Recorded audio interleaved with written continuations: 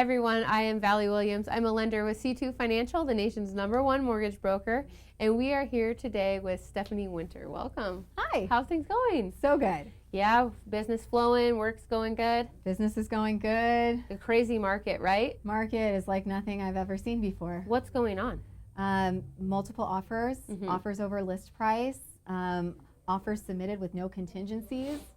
Whoa, okay. Yeah, it's been crazy. So how do you even compete with that? That's a great question. It's really hard. It is really hard. How do you compete with that? I mean, it's come down to numbers on paper. So I can be a really great agent and represent my client to the best of my ability, but if another buyer has $100,000 cash, how do you compete with that some days? Yeah. Well, and people are writing these offers and they're doing it over and over and over again. Like, at what point do you walk away, or do you keep fighting?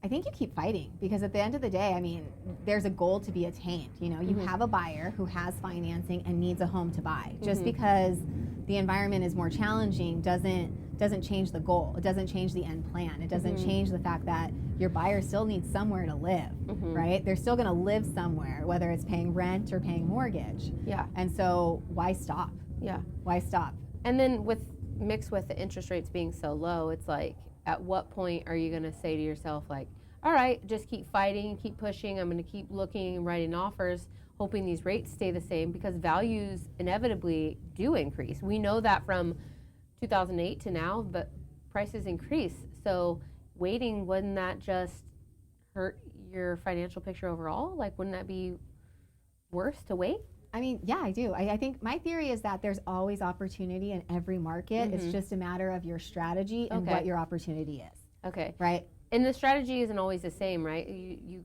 use all your tools in your tool belt to go at different properties. I mean, in the last year, all the strategies have been new, right? Like, nothing has been the same. I mean, everything has shifted. People's priorities, how they buy a house, how they value their money, how they're spending their money. You know, 2020, people didn't get to go on vacations, and so they had a lot more liquid cash available. That's true. I didn't think about that. And then also with the equity increasing as much as it is, a lot of homeowners have equity and they have that cash value. So what I'm seeing is that a lot of buyers are being like, where are these people coming from with cash? And it's, I have thought that. Yeah, where are they coming from? That's where they're coming from. They didn't spend their disposable income last year. They got huge increases in their equity. So when I hear a lot of consumers saying they're waiting for the market to crash, it's like, I've been doing this for 7 years and I didn't know a darn thing about real estate before I got started. I had never been to an open house before I got my real estate license. I mean, my parents lived in the same house for 30 years.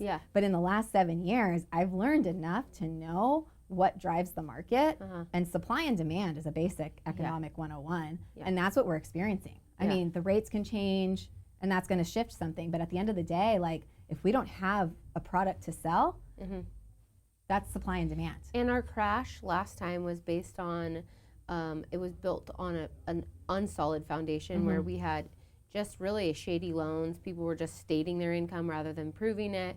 We had adjustable rate mortgages, and the feds raised the interest rate 17 times in 1 year, whereas now we have to prove the ability to repay. We have fixed mortgages, and so people's likelihood of defaulting and creating that crash again is very unlikely.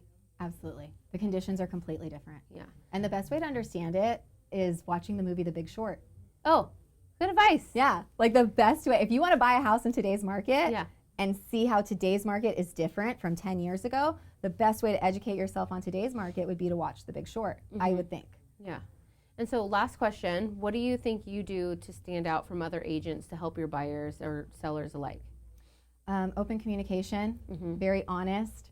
I like to be very honest and give the buyer all of the information, right? Or the seller, like, this is all of the information. Like, it might be good, it might be bad. Like, this is the best way I can guide you with my professional opinion. But at the end of the day, you know, I am just a party to the transaction. I'm just a facilitator, and I'm an advisor. And that's what I do, is I advise my clients in the highest and best way to give them the most information so that they can make the best decision. I love for it. So you kind of like move out of the way, let them make the decision, clear transparency, and just very open with all the facts so that they can make the wisest decision for them, given and mixed with your expertise. But you don't really stand in the way to try to force a deal. No, and I always try to ask good questions, because good leaders ask great questions. True. And that's something I remind myself of very often. So I'm not the one making the decision. At the end of the day, they're buying it, paying for it, living in it, sleeping in it. Love it. And so I want to ask the questions. Are you comfortable buying this, paying this, living this? You know? Yeah, I love it. So it's just such an honest approach. I love it, Stephanie. Thank you for sharing your story. Come back. Thank you for having me here know today. how the rest of 2021 fares for you. Yes, thank you so much. Thank you all so much for watching.